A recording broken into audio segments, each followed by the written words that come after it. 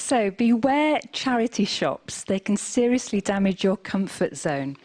It's where I picked up a book in 2005, benignly entitled A Bike Ride, by a woman who'd cycled solo around the world 25 years previously. I read it, I thought, oh, I'd like to do that. Then, well, if she can do it, why can't I? So 2.5 years later, I did. I'm a divorced mum of 2 grown-ups, at the time administrator at the Centre for Deaf Studies at Bristol University, in a previous life a physiotherapist. I'd never cycled for more than a day at a time, let alone long distances, weighed down and surrounded by whopping big panniers. So, was it my thing? Well, the following summer, I went to Scotland on a 10-day cycling taster trip. It was about the best holiday I'd ever had. Later that year, at a joint party with my children, celebrating 50 and 21 and 18 years of age, I announced to everybody that at some point in the future, I was going to cycle around the world. Yeah, right, came the sceptical voices, like we all do. 6 months later, I casually inquired at work if they'd like to give me a 2-year sabbatical. Their disarmingly quick response of yes, when do you want to go, followed by a favourable financial arrangement with my father, saw me the following year set off from home on the 6th of May 2008 to follow my planned route. So how did I get on? Well, the first 3 weeks were pretty miserable, to be honest. I was horribly homesick, thought I'd bitten off more than I could chew with my romantically arrogant trip, and it was raining relentlessly. Yuck, camping in the rain. So I became a pilgrim for this simple, very spiritual reason of being able to stay in the dry each night in a cheap pilgrim refuge. But my trip was always one of personal development, including spiritual, sorting out my relationship with God, he and me in each other's company for 2 whole years, cycling to Santiago in northern Spain, Rome and Jerusalem, 3 main Christian destinations. And I definitely felt protected throughout my trip, including when I was knocked off my bike by a motorist in Greece, damaged my knee and couldn't cycle. Disaster. But there's good in everything. Cycling through Greece in August, not a good idea. Think Mad Dogs and Englishmen. Instead, I flew myself to Cyprus, where my father lives, to convalesce for 6 weeks. From there, a ship to Egypt and so through the Middle East. And I wasn't always felt safe camping in the desert, which is why in Iran I hitched a lift with a lorry 25 miles to the next town before dark. But he seemed to have ideas of taking me 300 miles to his hometown.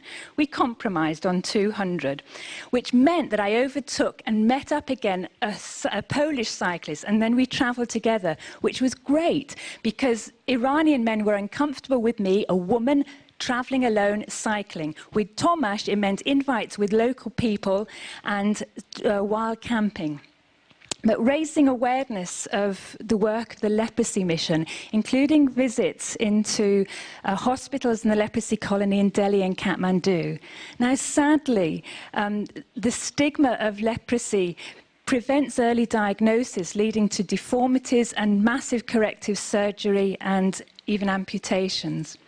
But constant highlights of the trip included encounters with local people. And in India, these beautiful, smiling women flocked around me when I stopped, whereas mostly it was the men who crowded round curiously. But throughout my trip, I didn't have anything pilfered or broken, or from my bike or baggage.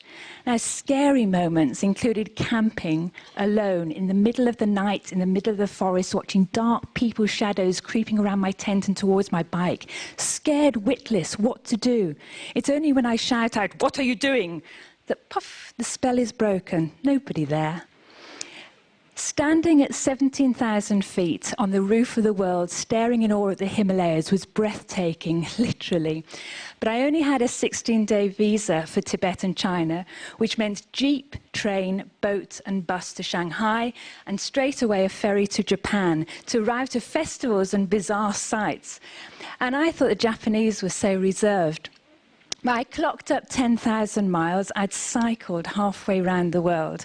I was at the greatest distance from my children and on the homeward stretch. So I tried not to fly over the watery bits, to leave one continent, voomp, and arrive suddenly in a new culture, jarred the senses and the cycling ethos. In contrast, freighter ship were slow, sedate, 13-day transitions across the Pacific and Atlantic Oceans. And then after 18 months of foreign languages, it was a relief to arrive in English-speaking North America. In Alaska, I kept hoping that a few bears might jump out waving their arms in greeting, but alas, no.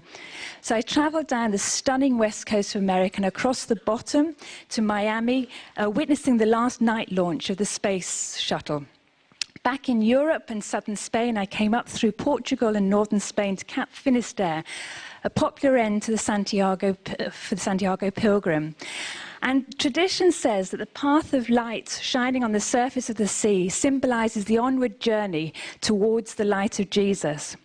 Returning to Santiago completed my full circle, and now I just wanted to see my children again. They'd said, don't come back until you're ready. So I was. Santander, ferry to Plymouth, 3 days home. Sometimes the best bit of the trip is the homecoming. 2 years minus 2 days, 20,000 miles, perfect.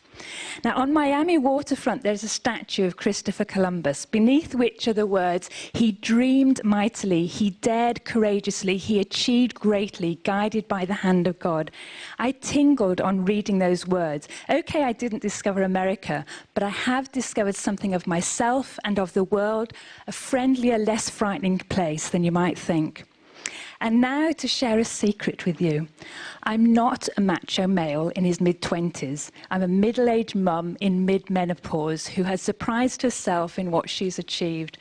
So I say, if I can do something like this, what's stopping you?